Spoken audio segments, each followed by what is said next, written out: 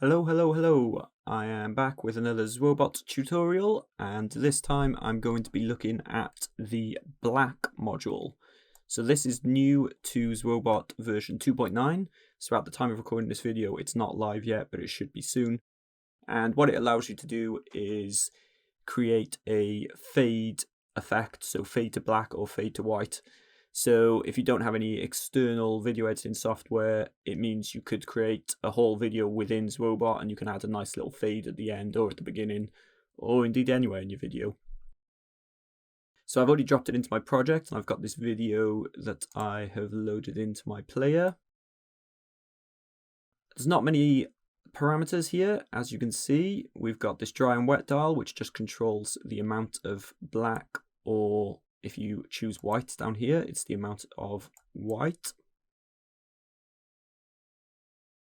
And this has a beat control. So it'll change the amount of black or white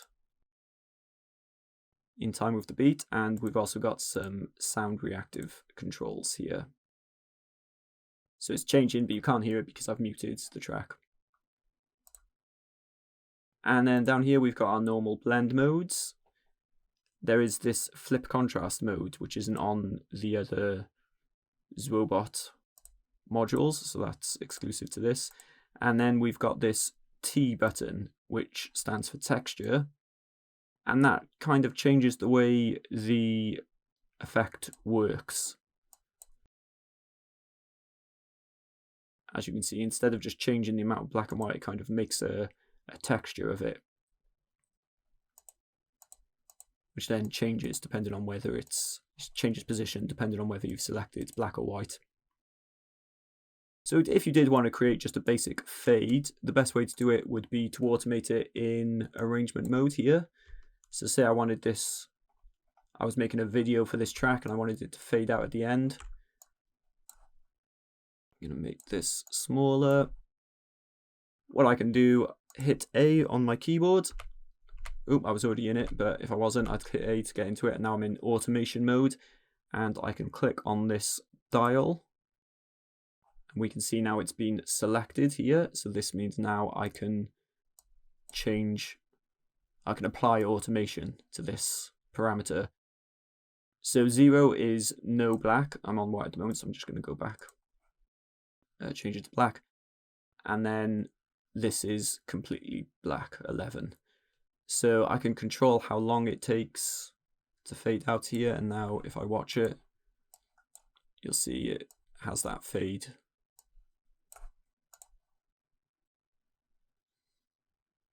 And I can make it, quicker if I bring it forward, or longer if I stretch it out. Or if I want it to fade to white, I just change this to white.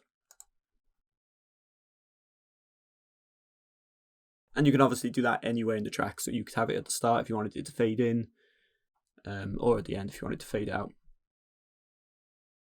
But it can also do some other effects. So I'm just going to get rid of that automation. So you can create a kind of echo effect using that texture mode that I talked about. You can see here, if we move this around when it's in texture mode, you get this kind of echo effect, and I can switch between black and white to make it move, so you can create kind of a stutter effect with it as well. If I bring in an LFO, then I map that to this black and white control, and we can make that square.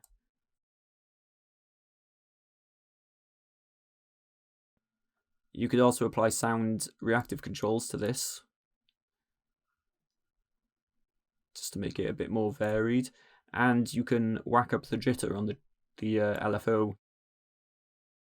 What you can also do, if you turn the texture mode off,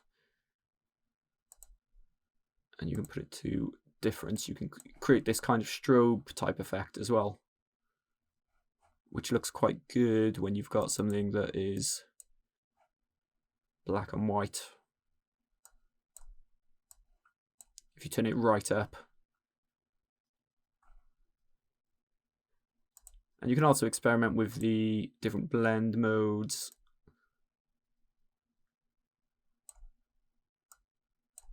You can, again, put the texture on. So doing this is giving it almost a kind of comic book type feel.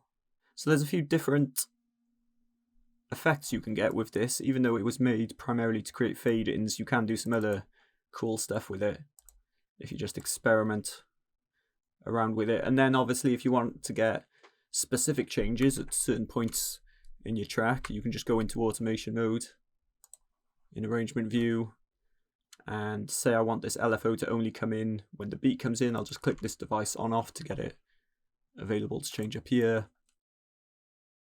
and I could just change it here. So now it's off at the start.